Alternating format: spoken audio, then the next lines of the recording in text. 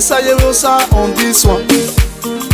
Olette, zilo ton bibit. Yeah, Stanley Production. Kenete ke wanre, otwe mari kia konhe, oje mebe o. Amatano otwe mari kia konhe, amyo salobwa, ari mieza son, eta kowe o fian sigalo mati. Kenete ke wanre, iwotwe mari kia konhe, oje mebe o. Amatano otwe mari kia konhe, amyo salobwa, ari mieza son. Eta con wow, nous sommes men, wagi tamé wame, moi influenci, no viaje bossa, aje bossa, era con que invité, aje bossa, era con que invité.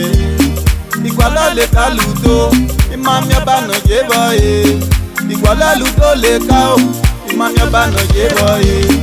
Leje ke na gejo imami oba no je boye na ya me bi gwe yo to pe baba wu ese ere so no gbera ina megbe ina lagbo ki me ko iye lo mana megbe mana lagbo mari wa se libya ogiana to fi werie agbe na gbele o eri ave mi na ve mu so pa be na gbese be na mu na mu se sana yu gba ekwe me o ma ja mi ma un kenete ke wanre otwe mari kia konhe oje mebe o. Amatano otwe mari kia konhe, amyo salobwa, ari mieza son, eta kowe o fian sigalo mati. Unu wana pe beba oke keve na gba radio wa do bara ke vije me o awi friends go wa wu. Iwunu mana gbedeba,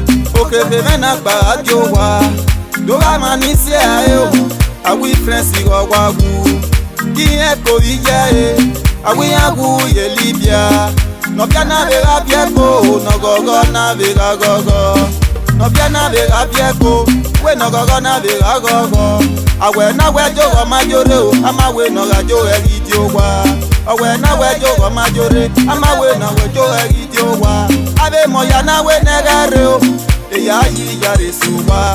Abe moya na we negare, eya yi jare suwa. Iwi no same na kyo, e baba uwese. Kenete ke wanre, otwe mari kia konhe, oje mebe o. Amatano otwe mari kia konhe, amyo salobwa, ari mieza son, eta kowe o fian sigalo mati. Eke na me lala jefu, o ma ife na gbon Toye ka motive no saya tolo da gbon meji Wegele o sa o, wegi o ma na gbon. Osi wegi na o, da kume. Asun enye uno ga yeke re bo paja yi. Igi mi no saba o ma iro no ga seti mo Atere uwe baba, aitere o leti. Dagbon me yo, ori Yesu no kimo. O sakumero, akumero vege ya. Megi mafia matemi ke mi negia mama bekeme. Whosoever that dig get the pit shall fall inside. No weapon fashioned against me shall prosper.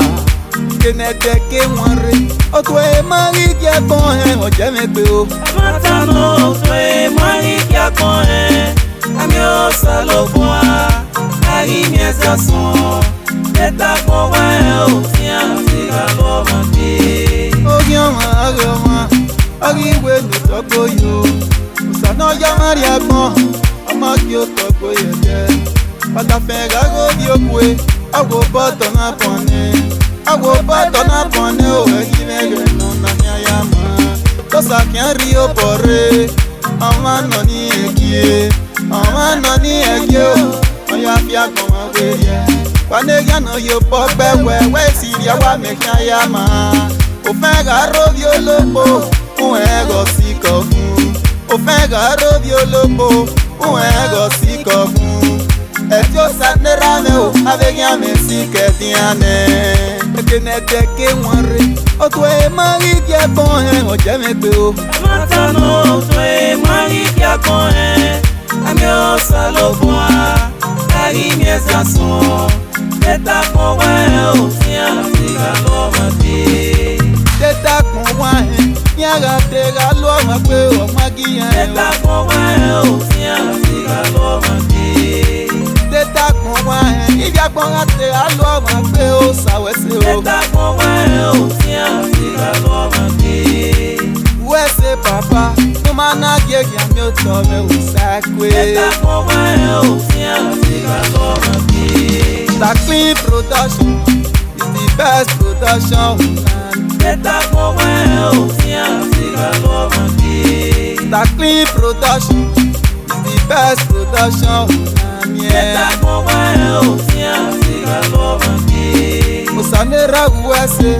o mana gege mi o to me thank you eta con ouais o tien